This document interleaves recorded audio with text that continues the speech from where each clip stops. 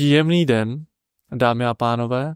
Vítáme vás u našeho dalšího dílu Finančního kompasu, který přímo navazuje na ten minulý, kde jsme se bavili o tom, že jsem ve financích a co mám tady teď dělat. Mé jméno je Patrik Notek, moderátor. Já vás tu všechny srdečně vítám a dnešní rozhovor a díl bude hlavně o tom, co dál. Předávám slovo Jarovi. Čau, Jaro. Ahoj, Paťo. Tak já všechny taky zdravím. Ty jsi to řekl hezky, budeme navazovat a společně jsme se dohodli na tom, že od takových těch obecného povídání teďka přijdeme k takovým už věcným tématům. A současně jenom připomínám, že takovým naším cílem je, že chceme točit tyto podcasty vlastně pro mladé lidi, inspirovat je a třeba inspirovat k tomu, aby vyzkoušeli svět financí, protože je tady ale velká spousta práce. A co teda ten človíček, kdo si tento díl bude chtít doposlouchat do konce, zjistí, nebo jaká bude ta informace, kterou si má z toho dneška odnést? Už jim to odhalíme. Tak dnes jsme si vybrali takové poměrně zajímavé téma a to, jak domluvit schůzku. Jako samozřejmě jakoukoliv schůzku, ale zejména se budeme bavit o tom, jak domluvit jako obchodní schůzku a myslím si, že je to téma velmi zajímavé, velmi pestré, široké a myslím si, že třeba pro spoustu lidí, kteří už v tom biznise třeba se pohybují nějakou dobu, tak může být velmi inspirativní. Dobře, tedy ti, co už poslouchali ten minulý díl, tak už ví. Ti, co ještě ne, tak tam naběhněte a určitě si ho poslechněte. Ale v tom minulém díle jsme zjistili, že k tomu, abychom teda byli úspěšní, tak musíme ty schůzky mít. No tak to jednoznačně. To znamená, že já se teď ptám, protože jsem na začátku, asi by mě zajímalo, jestli tu schůzku budu chtít domluvit, tak musím zvednout telefon, že jo? Ale komu já budu volat? A jako budu ty lidi otravovat, že jo? Nebo budu si to aspoň já tak myslet?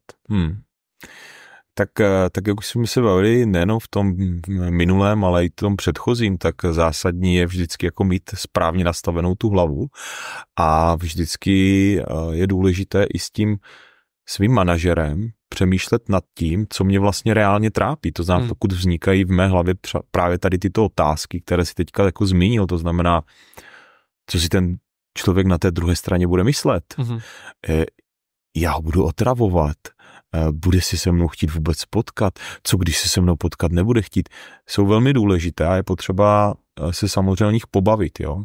Upřímně, no tak každý máme z něčeho strach, obavu, ale jestliže chceme něco někam posunout a konkrétně potřebujeme si tu schůzku domluvit, abychom mohli realizovat tam nějakým způsobem ten obchod, tak bez té schůzky to jako nepůjde. Jo? To je potřeba si jako na začátek říct a ty strachy, těch se zbavit. Jo? Jako budu někomu něco vnucovat. Tady si myslím, že je důležité, aby ten člověk vlastně přesvědčil sám sebe, jestli ten produkt pro toho člověka vlastně je dobrý, jestli mu něco přináší. Pokud o něm totiž nebude přesvědčený ten obchodník, tak skutečně bude tento dojem jako mít. Jo. Když bychom řekli tu další věc, že budu ty lidi otravovat, ono je to stejné, jo. Musím si uvědomit, jestli ten produkt, který jako mám a proč tu schůzku chci domluvit, jestli jako stojí za to.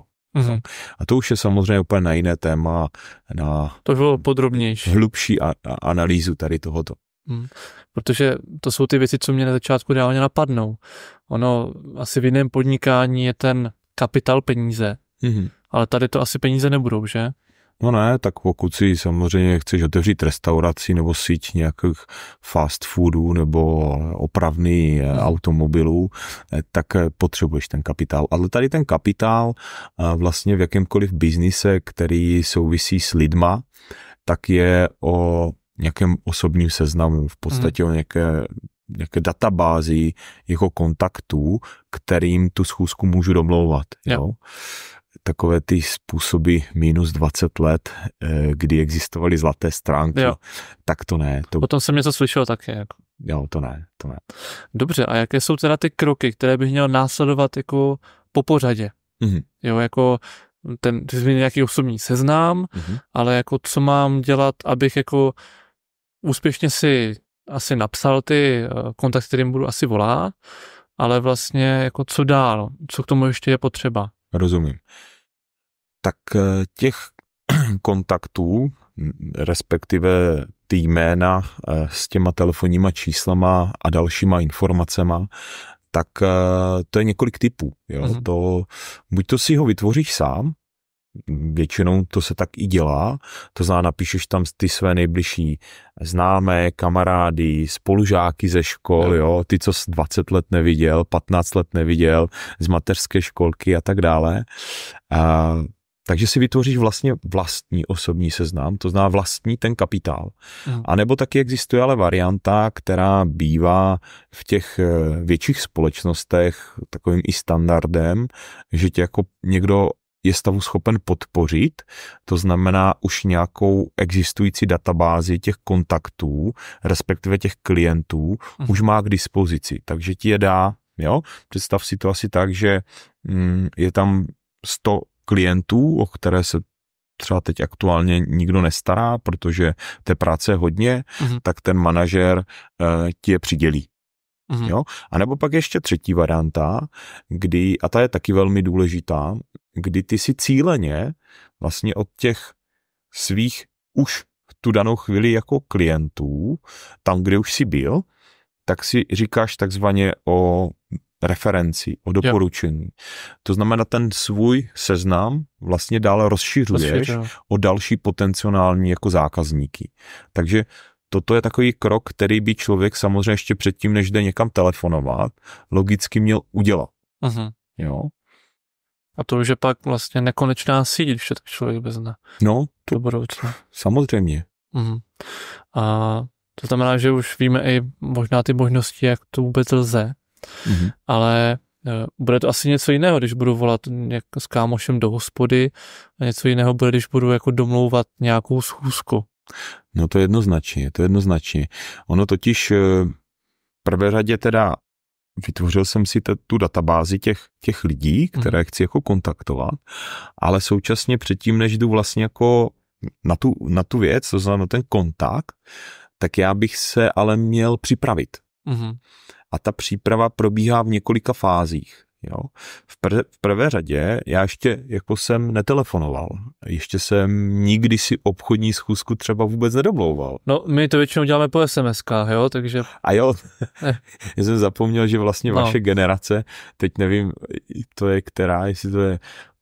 To je teď 2000 a dál. Z. No. Tak já chápu, ano, vy jste většinou na to si psát přes sociální sítě a podobně, ale to jako skutečně nefunguje, jo. To jako v jakémkoliv obchodě pořád ještě je důležité vytvářet vlastně ten vztah a tu vazbu a tu skutečně tu emoci jako blbě přes ten chat prodáš nebo předáš. Ovšem přes ten telefon už je to lepší, vždycky samozřejmě nejlepší je face to face, proto taky ty schůzky jako vesměs probíhají jako osobně, i když samozřejmě využívá se technologií, to znamená využívají se třeba nějaké videokoly a podobně. Ale pojďme se bavit o tom jako standardu toho, co jako funguje nejlépe, jo. To znamená, vykašli se úplně jako na chaty, jo. To jako v podstatě nedělej. Jo. To dělej jenom v okamžiku, kdy chceš třeba v rámci té databáze, kterou máš, tak potřebuješ kontakt na toho člověka, tak mu jenom napíš, prostě potřebuji s tebou mluvit, pošli mi telefonní číslo. Jo? Určitě nedělej to, že tam budeš s ním rozebírat prostě hodinu, co mu chceš říct, jo? To je velká chyba. To nikam nevede. Ale vraťme se zpátky. To znamená, já v rámci těch etap, které teda jako musím udělat, tak v prvé řadě z té databáze si musím vypsat třeba 20, 30 těch kontaktů, které teprve navolávat budu. Jo. Protože velkou chybu, kterou lidi dělají, je, že když teda jdou na věc a jdou teda telefonovat, tak oni jako listují. Jo? Oni tam mají no a to jsou normálně jako telefony, jako když si vyjedu kontakty třeba v telefonu, tak můžu jako s nich, nebo jako u kterých mám začít. Můžu normálně od těch... Je to jedno. Je to jedno. Jako nejlepší je, pokud chceš zažívat jako úspěchy, tak začínat od těch, které jako nejlíp znáš. Jo? Když půjdeme tou cestou, že budeme řešit ty vlastní kontakty, tak začít od těch nejbližších, od rodiny, od přátel, od kamarádů. Jo? Ovšem, když potom dostanu nějakou databázi přidělenou, tak tam je důležité si uvědomit, že tam už mě každý vnímá jako profíka. Jo? Takže i ten kontakt vypadá pak trošku jinak, respektive to domluvení té schůzky vypadá trošku jinak. Jo? Ale základem je mít to předchystané, to komu chci volat. Protože představ si, že ty si vytvoříš tu vlastní databázi, případně máš tu databázi od toho svého manažera, a máš dohromady třeba 200, 300, 400 kontaktů. A velkou chybu, kterou lidi dělají, tak když jdou telefonovat, tak oni nejvíc času stráví tím, že tam listují, jo? Nebo že to projíždí v tom počítači. A to hledají ten nejjednodušší, nebo jako... Oni selektují, jo? Když si říkají, a tenhle, jo, ten podniká, ten bude mít peníze, jo? No tento ne, to byl loser, toho nikdo neměl rád, tomu volat nebudu. Jo? A lidi hodně selektují a tím stráví obrovské množství času. Takže dobré je si to před tím samotným telefonováním vlastně připravit a sepsat si prostě 25, 30 jako kontaktů, které budu volat. Jo? No a když půjdeme dál... To je ten první krok. To je ten první krok. Musím vypsat. Když půjdeme jako teda dál, tak ten druhý krok je jako naučit se teda telefonovat. Jo? A jak to udělat? No, když bych jako měl zvednout telefon a teď někomu zavolat, domluvit se s tím na schůzce, tak bych měl vědět jako, proč by se ten člověk měl se mnou asi setkat. No. Ale ještě neumím moc mluvit, protože nejsem zvyklý na to volání. No ne, představ si to jinak. Jak by ses cítil, kdyby jsem ti teď jako v životě jsi nedomluval schůzku obchodní, jo, podotýkám. A teď já ti řeknu tak a zavolej jim. Jak by ses cítil? No asi ten telefon by byl opravdu těžký. Asi bych ho jako nerad zvedal a koktal bych, nevěděl bych, co mám říct, jako vůbec ten průběh, jakože skákal bych asi 5. přes 9. Přesně tak. Proto samozřejmě existuje nějaká osnova, které je dobré se držet. Jo? Obecně to lidé znají pod názvem jako call script.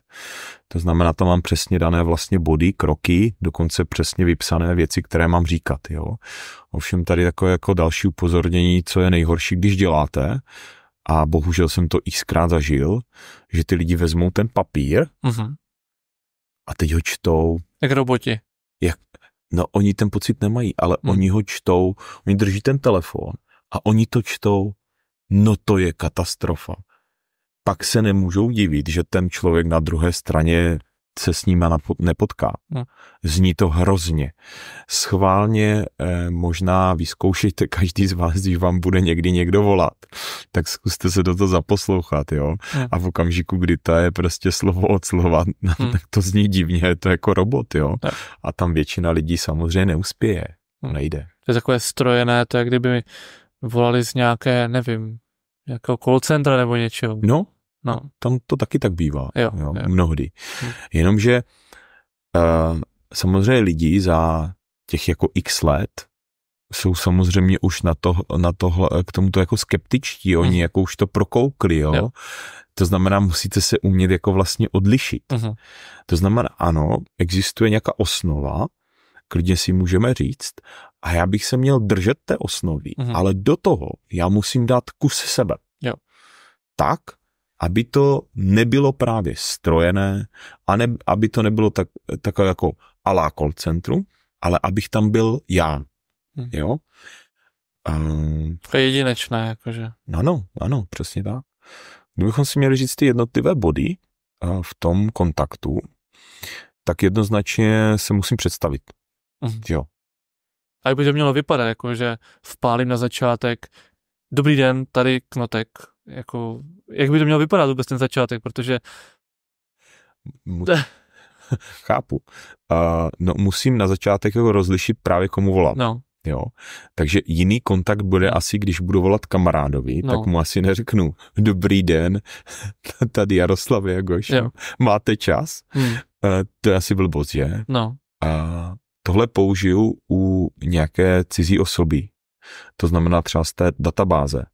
Ale když budu volat takhle jako někomu známému, tak mu normálně řeknu pozdrav, tak jako ho standardně zdravím, když s ním volám. Jo. To znamená, když s ním standardně mluvím zdar vole, jasně. Tak mu řeknu zdar vole. By to přišlo asi divné, že? No jasně. Jo, takže musím rozlišovat, komu jako volám, ale pojďme se bavit o tom, když mám volat jako cizím lidem, protože té rodině, to jsme si řekli. Takže samozřejmě na začátku jako pozdravím, jo. Krásný den, tady Jaroslav Jagoš. Aha. Jo. Já třeba jsem si odvykl říkat i dobrý den, to totiž říká každý. Jo. Tak už se jako na začátku jako snažím nějakým způsobem odlišit, tak říkám krásný den, Jaroslav Jagoš. Aha. Máte chvilku? Jo, což je vlastně jakoby další bod. To znamená ověření si vhodnosti, jestli ten člověk zrovna není v obchodě a neplatí, jo, nebo někde není na úřadě a něco nevyřizuje. Takže tak mně přijde jako normální slušné se zeptat, jestli mají na mě chvíli. Jo. To mi řeknou ano. Většinou. Jo. Následně co většině lidem vrtá v hlavě? Většině lidem vrtá v hlavě, co chce? Jo, když mě to volá cizí číslo, ještě ho, jako když ho zvedne, tak čeká, nevím, asi to nejhorší, nebo já nevím, ale nejsou na to možná, jsou zaskočení, jakože. No hned teda tady já bych měl říct samozřejmě ten důvod toho, proč volám. Jo, v tom světě financí, já se budu teď držet toho světa financí, je to jako velká otázka a zase záleží, co to mám za databázi a co je mým cílem, jo, protože konkrétně jako v rámci naší společnosti my se snažíme vzdělávat lidi jako v rámci financí, to znamená dělat takovou osvětu jako finanční gramotnosti, tak hned tomu člověku můžu říct, no já vám volám, protože rád bych vám představil naši společnost, když se snažíme vzdělávat lidi jako ve světě financí. Jo? Ovšem, když to bude kontakt, který jsem dostal, protože ten klient už má nějaký třeba produkt, jo?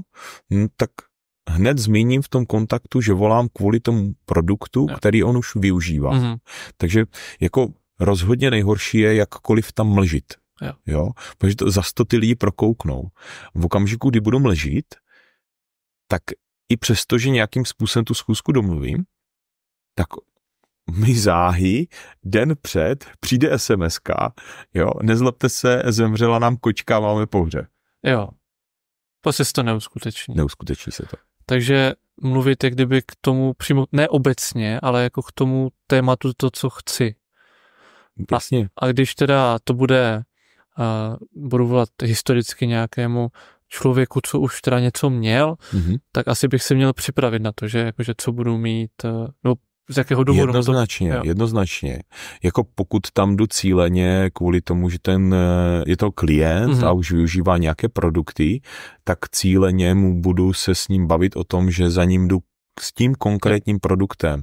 Dokonce ideální je mu říct název toho partnera a od koho ten produkt využívá, kdy ho měl sjednaný, dokonce třeba kdo mu ho sjednával, protože tím já najednou zvětšuji tu důvěryhodnost, že nejsem žádné call centrum a vůbec nevím, kdo to je. Naopak, že já přesně vím, co to je za člověka a že přesně vím, jaký ten produkt využívá. Jo? A tím vlastně posiluji už tu důvěru. Tím pádem ten člověk si nejspíš bude pamatovat buď tu tvář nebo to jméno. No většinou si pamatují, kolik platí a kam. Jo, kolik platí a kam, takže to stačí. Většinou jo. A takže já vlastně si to ověřím, ten konkrétní člověk, kterému volám, tak mi to odkýve, protože si... Někdy odkýve, někdy si není jistý, ale čím víc těch informací já mu řeknu, že vím, což většinou jako většina lidí jako je stavu schopna najít v nějakém tom CRMku, tak tím zvětšuju tu důvěru. Jo? A potom, teda když víme teda, na čem jsme, on ví, že teda jsem v té společnosti, že nejspíš to přiznám. Že jsem mu řekl ten důvod.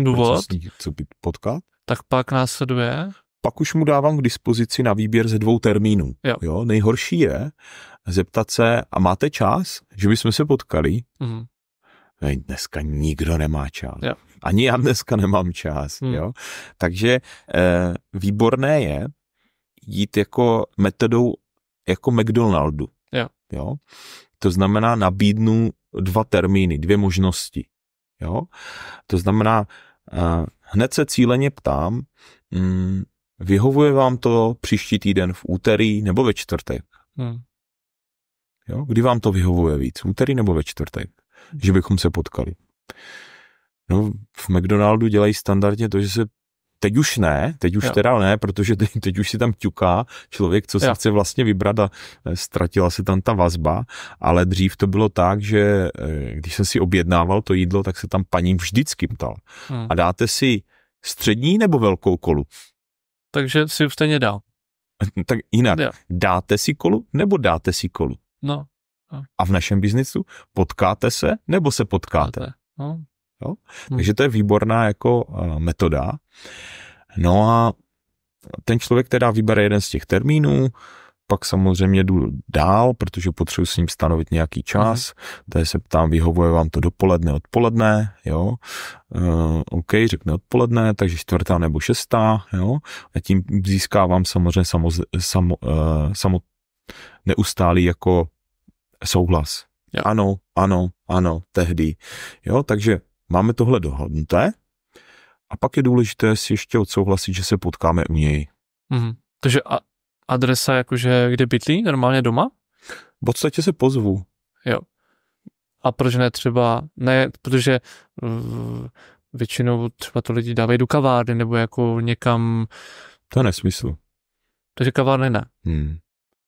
Kavárny, kanceláře, takhle, jako bavme se teda ve světě financí, ale chtěl bys jako řešit své peníze v kavárně, kdy nemáš jistotu, jestli za tebou nesedí soused? To asi ne. No to ne, no. Takže já říkám jako metoda takzvaně pozvat se, takže se neptám, jestli se můžu zastavit k ním, prostě já jim oznámím, že se k ním zastavím.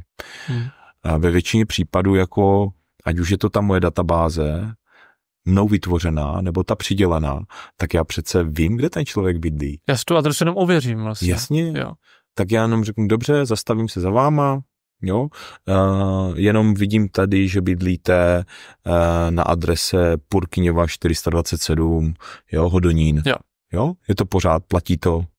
Jo, platí.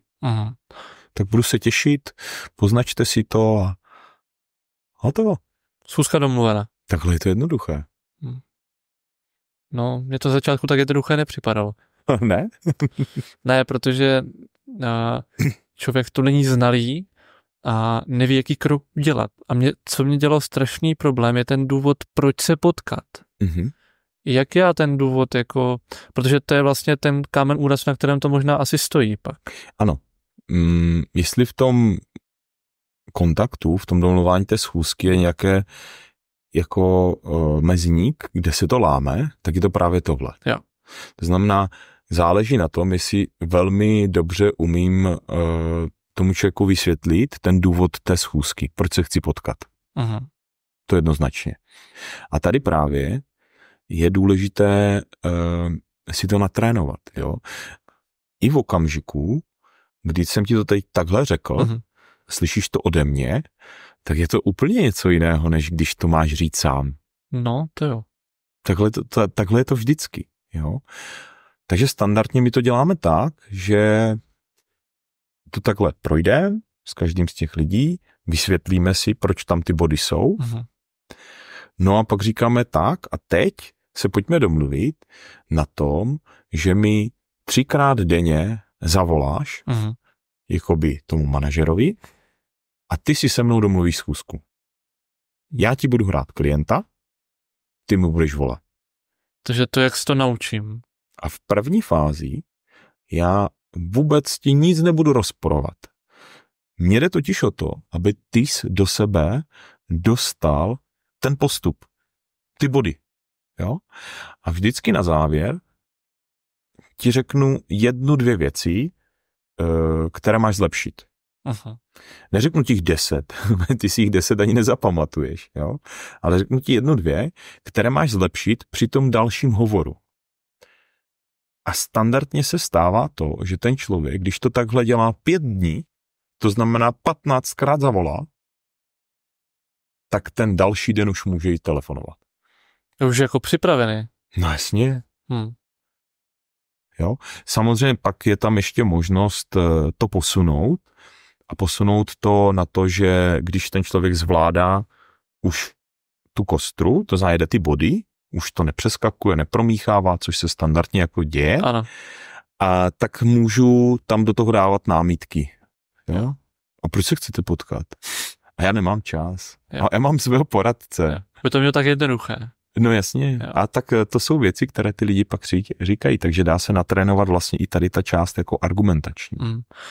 A když jsem to dělal, tak to je, že člověk jako hodinu se stresuje předtím, než by ten telefon zvednul, ale ta zpětná vazba a to, že zjistím, co jsem teda udělal špatně, tak mě jako extrémně posune dopředu. No přesně tak. Jo. Ale dá se to nějak jako jinak i naučit, než tady tímhle? No, já myslím, že ne. Ne. Jako to by ten člověk musel být velmi cílevědomý jako samouk, který sleduje podcasty a bude sledovat videa jako cíleně na to zaměřené. Upřímně se přiznám, že nevím, jestli vlastně takové jsou, protože myslím si, že v každém tom biznise je to trošku jako specifické, jo? Že neexistuje jako univerzální návod, ale každý ten obor bude mít trošku specifické věci. Tak jak svět financí má specifické věci, tak si troufám tvrdit, že i když si budu chtít domluvit schůzku a budu prodávat parfémy, tak ten důvod, proč se chci potkat, bude pravděpodobně trošku jiný, jo? Ale jinak to bude podle mě úplně stejné, jo? To znamená, že už víme, jak se to teda naučit, takže ano, vypíšu si ty kontakty, vím, že nemám mezi nimi jako listovat, ale jako jít po pořadě, aby mě to jako nenutilo nějak ty kontakty, ten je super, ten ne, tomu nebudu. Selektovat, tak to je to slovo. A pak teda volat tomu manažerovi. Ano, s manažerem to projít, ať mi to vysvětlí. Hodně se ptát, jo, jako základem vždycky, když se něco učím, je se ptát, když si ničím nejsem jistý, ptát se, pak to teda trénovat a pak jít na to samotné volání. Ale i tady se jako lidé, a zejména spíš ty manažeři, dopouštějí takových chyb, že řeknou, tak Paťo, tak už jsi to naučil, máš to vypsané, tak to obvolej a řekni jim, jak jsi dopadl. Aha. To je katastrofa. Takže já to mám jako nějak psát někde? Jako... Ne, je to katastrofa v tom slova smyslu, že ty budeš mít velmi špatné 2 dny, pak on ti zavolá a zeptá se, ještě jsi mě nedal vědět, jak jsi dopadl. A ty jsi ještě nezačal volat. Jo. A pro tebe to bude naprosto stresující. Ty budeš zažívat peklo ve své hlavě, budeš totálně nervózní.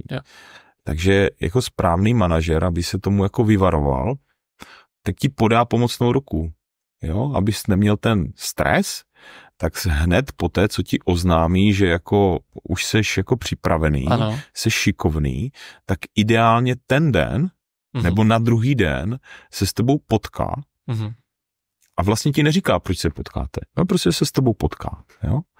A řekne, víš co, tak se potkáme, vem tam sebou ty kontakty, ještě to projde. Jo?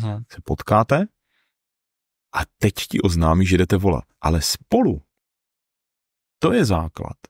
Společně. To znamená, ty voláš, on poslouchá. Někteří lidi toto nedávají, jo, na začátek. A musím říct, že pro nás jako pro manažery je to peklo, protože to musíme jako vytrpět s nima. Jo? A musíme jako motivovat, ať to jako zkusí.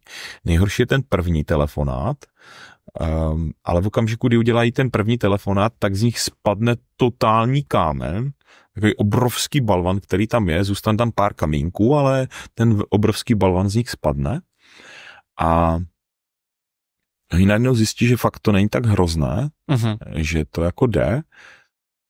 A někteří lidi ale nedávají to, že ani já si to nedovedu představit, že takhle sedím jako naproti tobě. Tak já říkám, dobrý, tak ty budeš v jedné části místnosti, já budu jako v druhé části místnosti. A to neznamená, že se mu nebudu věnovat, já ho budu poslouchat. Jo? A když ten člověk ten kontakt bude dělat, tak na začátek je důležité ho upozornit na to, aby tam hlavně nic neměnil. Že to, co se naučil, tak ať dělá. Aby to ze dne na den jakože nějak nezačal přeformulovávat úplně. Jako, Oni to mají ty lidi jako tendenci tunit, jo. Ale oni to... Přetunit. No, oni to jinak... bych našel jiné slovo, jo. Ale na tohle je upozornit, pak ať to udělají a já jako manažer si jako dělám poznámky. A když tam něco je, většinou tam jako toho moc není, jo, protože oni si to fakt jako naučí a drží to, tak pak mu dám teda jako zpětnou vazbu, pochválím ho, že to šlo jako dobře a tak to s ním projedu všechny ty kontakty. Ale cílem je, aby jako volal přede mnou, protože... Ano, jo. Já potřebuji zabezpečit to, aby volal přede mnou. Aby zjistil, že to není tak těžké, není to tak stresující, jo. A v podstatě takhle to dělám 2x, 3x, 4x, až vidím, že to tomu člověku jde a funguje to, tak pak ho teprve jako můžu opustit a on už vím, že už je v klidu, že už to jako zvládá, že už mu to jako funguje. A když já vlastně řekněme, že mám tady papír, sešit, vím, že mám volat 20 lidem. A měl bych někdy jako měřit tu úspěšnost, nebo jako si to zapisovat nějak? Jednoznačně. My tomu říkáme takzvaně statistika styku. Ano. Jo, jaký hezký název. A já bych si tam měl vést takový report toho, jak jsem dopadl. A ten bych měl poskytovat tomu manažerovi, protože oni ty čísla jako hodně ukážou. Jo, v té statistice styku já měřím počet volání, to znamená vůbec jako počet vytočených telefonních čísel. Jo, kolik prostě zvednu. Přesně, kolikrát jako dám, jako kolikrát to zvoní, jo? Nebo nezvoní, prostě vytočené telefonní číslo. Pak kolikrát jsem se dovolal, potom kolikrát jsem domluvil, kolikrát jsem nedomluvil a kolik lidí mi řeklo, zavolejte jindy. Jo. A pak je ještě důležité si značit u těch, co mě poslali do háje, jakože se potkat nechcou, co je tím důvodem, že se se mnou nechtějí potkat. Jaký je tam ta námitka a ten důvod. Jo? Tohle, když budu dělat, tak pak já jako manažer z toho jsem stavu schopný vlastně vyhodnotit, jestli ten člověk jako mu to funguje, umí to telefonování, anebo jestli tam začal něco kazit. Jo? A tohle bych měl jako vést po nějakou dobu, i v okamžiku, kdy ho vlastně vypustím do toho moře, ať plave, ať telefonuje sám. Jo? Protože ty lidi mnohdy dělají jednu velkou chybu. Oni vytočí 25 a teďka mají domluvené 5. A oni to vnímají jako totální neúspěch. No to mě zajímá, jakože, protože já si to vezmu, že vytočím 20 kontaktů, tak přece jich jako 17 domluvím. Jako, jakože, tak to ne. Jako nějak, protože pak je člověk jako zhozený, že, že to neumí. Tam je důležité si uvědomit, že co znamenají ty čísla. Jo. Počet vytočených říká jenom, jestli jsi se na to nevykašlal. Jo? To znamená, jestli jsem tu činnost jako dělal. Jo. Jinak to vlastně nemá k ničemu, jinak to není nikterak důležité. To, co je mnohem důležitější, je poměr mezi počet zvednutých a domluvených schůzek. Jo. Takže já dám příklad. Jestliže mi 10 lidí zvedne ten telefon a já domluvím 6, tak jsem výborný. Jo. Protože realita je, že z 10 já domluvím 6 schůzek. To znamená 60% úspěšnost je výborná. Jo. Jestliže někdo domluví 8, tak je excelentní. Jo. Jo? Je důležité si uvědomit, a tohle by měl ty jako taky na začátku vědět, že neexistuje 10-10. Jo? To, jako když se podaří 10-10, to je jako náhoda. A nebo jsou to jako velmi dobré kontakty, ale pravděpodobnost taková jako není. Prostě realita je jako 10-6, 60% úspěšnost. A nějaké reálné očekávání, protože vlastně ono asi ještě mě zajímalo, protože už vím, jak to teda mám domluvit, vím ten call script, i jako komu vám volat, jak mám volat, už to mám natrénované, ale jako kdy mám volat? Kdykoliv. Je to jedno. Je to jedno. Tak takhle, nevolej v 6 ráno, nevolej v 10 večer, ale v podstatě cokoliv mezi, řekněme, 9 a 6 je v pohodě. Dokonce i přes víkend. To jako funguje. To jsem se taky xkrát setkal s tím, že ti lidé jako jsou nešťastní a řeší, no teď nemůžu volat, ty lidi jsou v práci. Teď nemůžu volat, ty lidi ale přišli hnedka z práce, no tak oni se věnují dětem, jo. Teď nemůžu volat, protože teď už je večer, jo. Ne, prosím vás, volejte kdykoliv, ty lidi, když jako vám to nebudou chtít zvednout nebo nebudou moci, tak vám to típnou. Ti slušní zavolají zpátky, těch je málo, ti neslušní nezavolají vůbec, jo, tak pak musíte volat znova, ale to není neúspěch, to je právě ten poměr mezi tím vytočeným a jako domluvené, jo, vytočené znamená jako reálně to jenom, jestli jsem se snažil, jo, důležité je poměr mezi tím, že zvedl a mám domluveno. Pokud je ten poměr jako nízký, je třeba 30% úspěšnost, tak já jako manažer prostě bych se tomu měl pověnovat a měl bych se za tím člověkem znova jako podívat, jak to dělá, protože tam něco kazí, něco dělá špatně, nebo neumí námitky. Že nesmím předpokládat. Ne. Vůbec. Ne, vůbec. V tom případě už jsem teda profík. No to ještě ne. Vím, jak volat, aspoň trochu teda. Máš základy. Mám nějaké základy. A teď, protože řekněme, jsou 4 hodiny odpoledne, já tady mám 20 kontaktů, začnu volat, zvednu jich, vytočím jich 10, mám 5 domluvených. Super. Kolik bych jich měl na ten týden mít, jako aby to k něčemu bylo? Tak to zase záleží na tom, v jakém se pohybují biznise. Jo. A řekněme, že ve světě financí jako je ideál jako 10 až 15. On je potřeba totiž počítat s tím, že ona nějaká schůzka odpadne. Jo. Některá odpadne z toho důvodu, že prostě nechají mě díl v práci, nebo nastane nějaká jako nenadálá situace, jo, dítě prostě onemocní. Jo, to jsou běžné věci. To znamená, já vždycky jako musím počítat s tím, že 20 až 30% schůzek se jako neuskuteční z nějakého důvodu. Dokonce ty lidi na to zapomenou, jo, oni si to nenapíšou. Takže jako těch důvodů jako může být víc. To znamená, pokud já bych se spokojil s tím, že domluvím 5, tak reálně se mě uskuteční 2, 3. To je málo. No tak nevím, co bych ten týden dělal, to bych si asi moc nevydělal. No to je taky důležité ale vědět samozřejmě. Protože nebudu asi na kanceláři hojdat nohama, ale potřebuji běhat po těch schůzkách. No tak pokud jsem v roli obchodníka, tak to je můj denní chléb. Jo, že víc schůzek, tím lépe. Ano. Dobře. A mě spíš ještě zajímá, protože v tom volání určitě narazíme nějaké ty negáče, jak se říká. Teď někdo mi to nezvedne, nebo mi to pak třeba položí. Já mu pak mám normálně jako napsat, nebo mám, když se mu nedovolám, tak to zkusit znova a jakože potřebuji jako napsat SMS-ku, nebo jak to mám pak řešit? Chápu. Nejčastěji se setkáváme s tím, že jsou lidé, kteří třeba neberou telefonní čísla. Nebo to nezvednou vůbec, jo. Ale ani neozvou se zpátky, jo. A teď co s něma?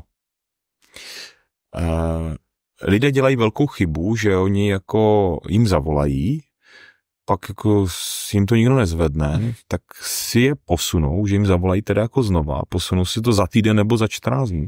Za týden, za 14 dní to zase nezvednou, tak si to zase posunou za týden, za 14 dní, jo. A to je já mám proto hrozné výrazy, ale já jich radši nebudu prezentovat, ale to je úplně na nic, jo. Vypadá to totiž pak tak, že jako pořád vlastně telefonuju, ale pořád telefonu takovému odpadu, jo. Furt posouvám, hrnu to před sebou. No, jak ten hovnival. Jo, to jsem to chtěl říct, no. To bych neměl dělat, jo. Takže já vždycky říkám, udělejte tohle. Zavolejte a teď necháte prostor. 2-3 hodinky, jo. 4, to je jedno. Ten člověk jako ten slušný vám zavolá zpátky. Je jich málo, jo. Ale jsou. Jsou, ale jich málo. Je potřeba si to říct. A hned ten den, po těch 3-4 hodinách, zavolejte znova. Jo? A pokud to nezvedne, tak na druhý den udělejte to stejné. Zavolám, čekám.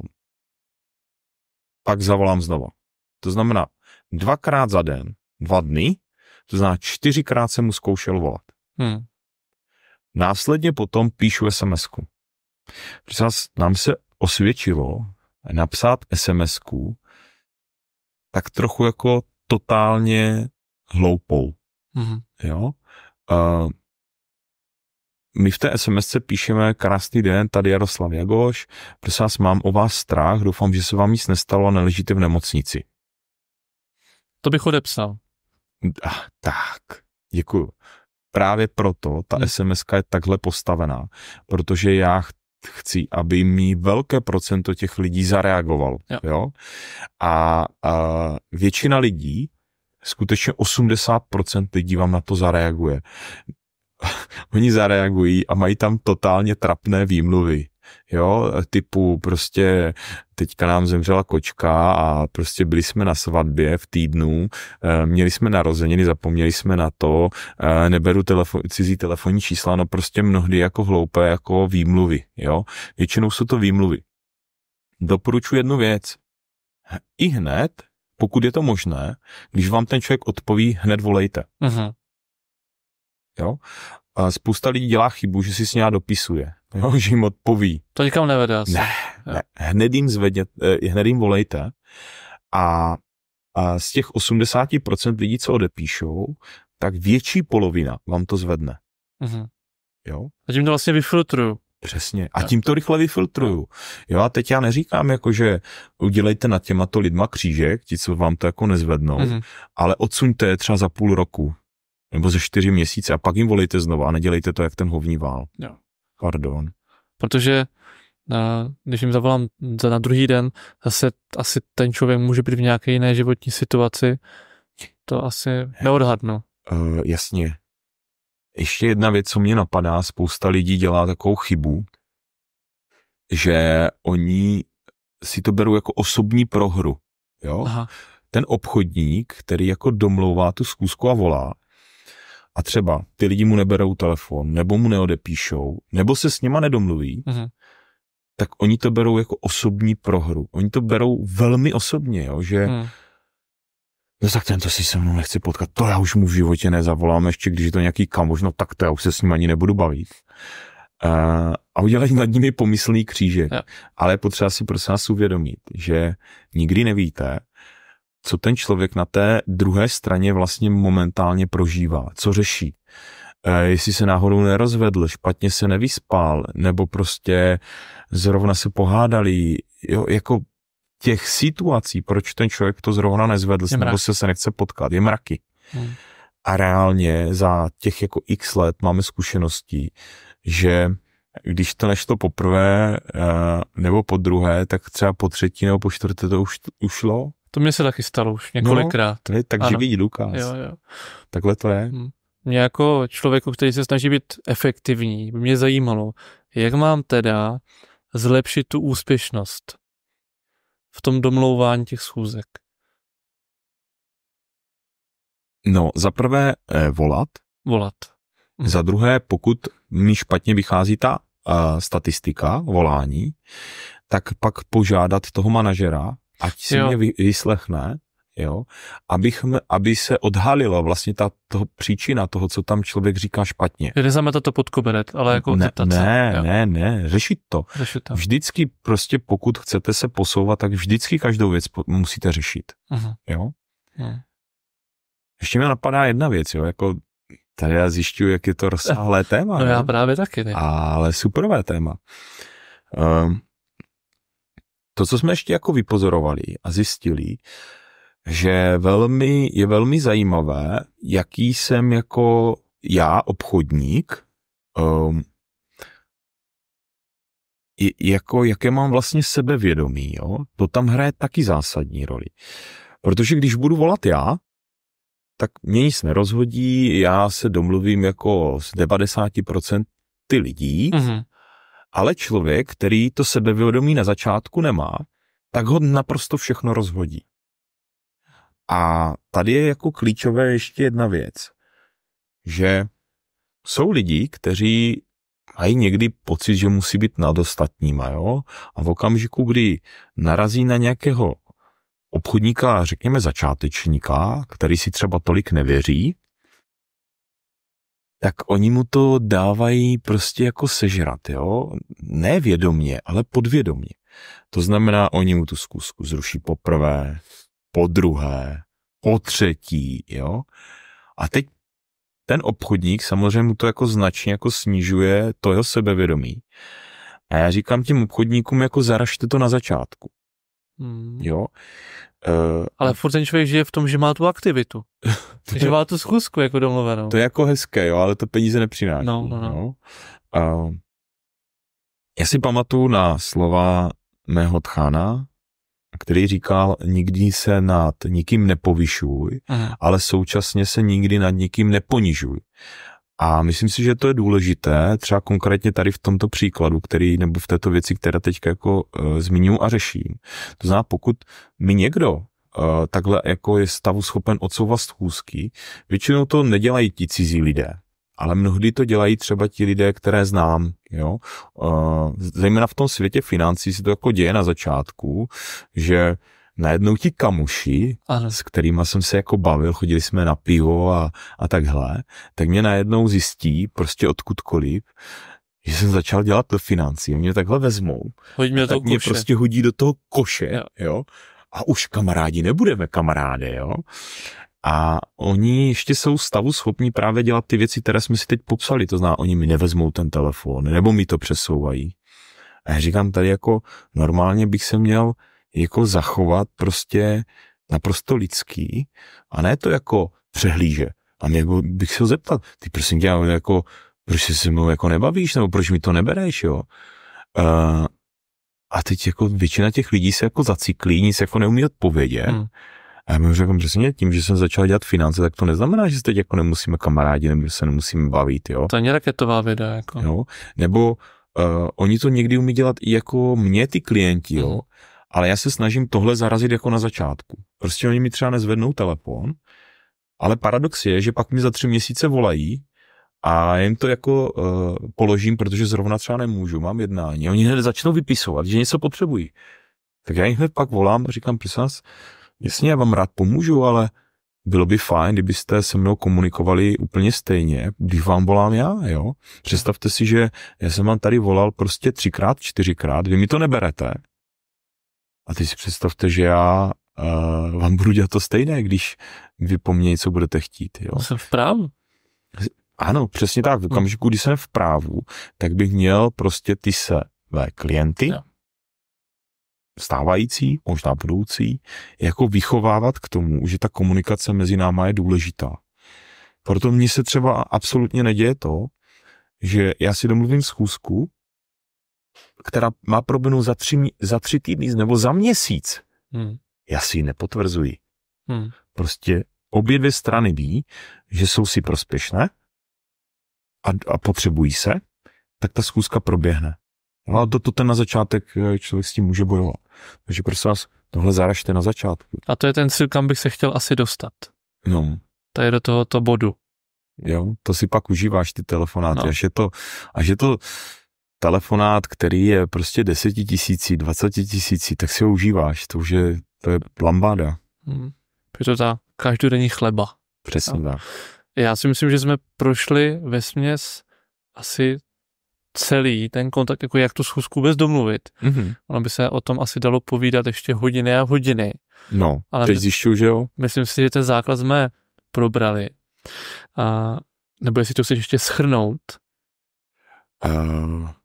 Shrnout za mě, být připravený na to telefonování, trénovat to, vést tu statistiku toho volání, zvyšovat to sebevědomí, telefonovat, mít těch schůzek domluvených víc. Myslím si, že jsou to asi klíčové věci a pokud mám s něčím problém, měl bych přijít za manažerem. Asi celé. Já bych tu měl nakonec ještě pár dotazů, protože my jsme i na Instagramu, jako Finanční kompas, i na Facebooku a samozřejmě na Spotify i na YouTube. S tím, že tam máte možnost nám dávat dotazy k těm budoucím dílům, co budou vycházet.